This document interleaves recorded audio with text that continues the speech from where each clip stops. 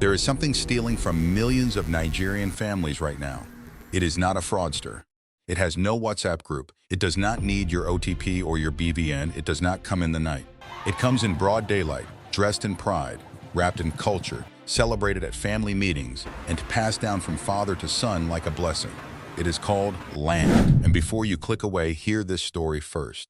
Because this is not an argument against owning land. It is an argument against letting land own you. Uncle Joshua is 54 years old. He works as a senior civil servant in capital of Ondo State. He has worked for the government for 26 years. He is respected in his community. He is known as a man of property, and he is technically. Uncle Joshua owns 4 plots of land in Ondo State, 1 in his village in Ifon, 2 on the outskirts of Akure, 1 near a developing area outside Ondo town. If you add up their current market value, you arrive at approximately 15 million naira. On paper, Uncle Joshua is a wealthy man, but his first son, Bayadun, could not return to university last September. Not because Uncle Joshua did not love his son, not because he was not willing to pay, because he could not find the 380,000 naira needed for Bayadun's second-year fees at the Federal University of Technology in Akure. A man with 15 million naira in assets could not raise 380,000 in time. That is not a story about poverty. That is a story about a trap. Asset-rich, cash-poor. To understand how Uncle Joshua got here, you have to understand something about how land became sacred in Yoruba, and indeed in most Nigerian culture. For our grandparents, land was everything. It was food, it was security, it was identity. A man who owned land could not be made homeless. He could farm it, build on it, pass it to his children.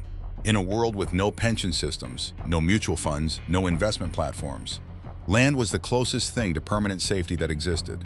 That wisdom was real. For that era, it was completely correct. But something happened. The world changed. New financial tools arrived. The economy shifted from agrarian to industrial to digital. And yet the belief did not change with it. We kept buying land not because it was still the best option, but because it was the option our fathers trusted. And questioning it felt like questioning them. As the elders say, not every road your father walked is still the road to your destination. Uncle Joshua did not make a foolish decision. He made a faithful one. He was faithful to a belief system that had not been updated in 60 years. And that faithfulness is costing him everything liquid. Now meet Mr. Kelvin, Uncle Joshua's colleague. Same civil service, same salary grade, same number of years in service. Mr. Kelvin does not own land in the village. His family has asked, his in-laws have pressured. His peers have questioned his manhood quietly at Christmas gatherings. He does not care. In 2010, instead of buying his first plot of land for 800,000 naira, Kelvin put that same 800,000 into federal government of Nigeria treasury bills, earning an average of 13% annually. He kept reinvesting. Every time a bill matured, he rolled it over. Every year, he added whatever he could from his salary. Sometimes 50,000, sometimes 100,000, depending on the year. Let us run those numbers carefully. Starting principal in 2010 is 800,000 naira. Average annual return, 13%. Annual additional contributions, averaging 70,000 per year across 14 years. By 2024, Mr. Kelvin's treasury bill portfolio had grown to approximately 8.2 million. That 8.2 million is not land. You cannot point at it at a family meeting. You cannot walk on it. You can't not put a fence around it and invite your relatives to admire it. But when his daughter needed 550,000 for her final year university fees in 2023, Kelvin made a single phone call to his investment platform. The money was in his account in 48 hours. When his wife had a health emergency in early 2024 requiring 420,000 urgently, he did not call relatives. He did not approach his church. He did not panic. He accessed his funds. He paid. Life continued.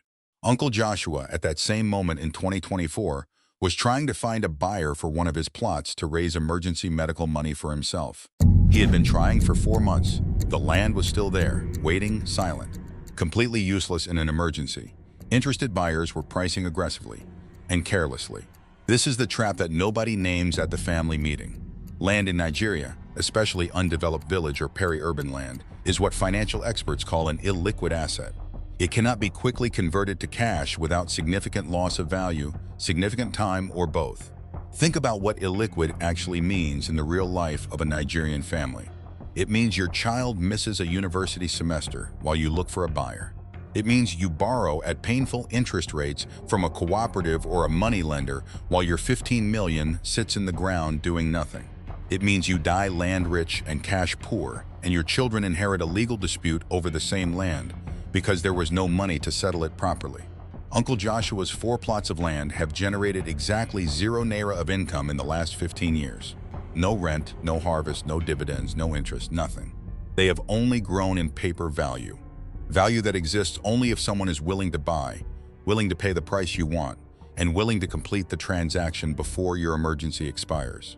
Meanwhile, Nigeria's inflation has been running at an average of 18% annually over the last decade, which means that land which cost 800,000 per plot in 2009 would need to be worth at least 4.1 million naira per plot today, just to have kept pace with inflation. Is it? Often? Not quite. The land did not make you rich. It kept pace with the naira losing value. That is not an investment. That is running to stand still. So what should Uncle Joshua have done? What is the smarter financial decision this story is pointing toward? The answer is not to never own land. The answer is liquidity first. Before you put a single naira into any asset you cannot convert to cash within 72 hours, you should have built what financial planners call a liquid investment base. For a civil servant on Uncle Joshua's salary grade, approximately 185,000 monthly net, the sequence should have looked like this. Step 1. Build a 6-month emergency fund first. 6 months of expenses at 120,000 per month is 720,000. Keep this in a high-yield money market fund, not a savings account. A money market fund with Stanbic IBTC, ARM, or Cowrywise currently yields between 18% and 22% annually. That emergency fund is not sitting idle. It is growing while it waits. Step 2. Invest in Nigerian Treasury bills or FGN bonds for medium-term goals, school fees, health emergencies, retirement top-up. These are backed by the federal government, they are accessible, and they yield between 18% and 22% in the current rate environment. Set aside 40,000 naira every month. Over 10 years at 18% average returns, that single habit builds approximately 11.4 million. Fully liquid, fully accessible, fully yours. Step 3. Only after steps 1 and 2 are funded and running, only then consider land or real estate. And when you do buy land, buy in locations with clear infrastructure development plans, not simply because it is your village, or because your uncle says the area will develop. That sequence, liquid safety net first, liquid growth investment second, illiquid assets third, is the difference between Mr. Adagok's life and Uncle Joshua's. It is not about how much you earn. It is about which assets you build first. A man who owns land he cannot sell and has no savings he can reach is not wealthy. He is decorated. There is a difference between looking like you have arrived and actually having somewhere to go when life demands it. Uncle Joshua is not a bad man. He is not a foolish man. He is a faithful man who is never given updated information. The family meeting celebrated every plot he bought. Nobody asked about his emergency fund. Nobody asked about his children's education account. Nobody asked what would happen if he needed 500,000 naira in 48 hours. They only asked, how many plots do you have now? That question, asked with pride across millions of Nigerian family meetings across decades, has quietly trapped an entire generation in assets they cannot spend when it matters most. His son Biadun returned to university 6 months late. He lost a full academic semester. Not because his father was poor, because his father's wealth was buried in the ground. Do not let your wealth be buried. Build what you can reach first, then build what you can display. Before you go, drop a comment and tell us where you are watching from. Whether you are in Lagos, Abuja, London, Houston, or right there in Ondo State, I want to know where the is watching from today. Drop your city in the comments right now. And if this story made you think of someone, a parent, an uncle, a friend who is land rich and cash struggling, share this video with them. Not to embarrass them, to help them.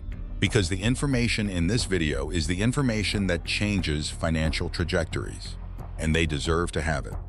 Subscribe to the channel if you are not yet part of the community. Every week, we tell the money stories that many don't, ones that Nigerian banks will never advertise. Stories about real people, real numbers, and the real decisions that separate those who build wealth from those who only appear to. Don't just hustle, build wealth.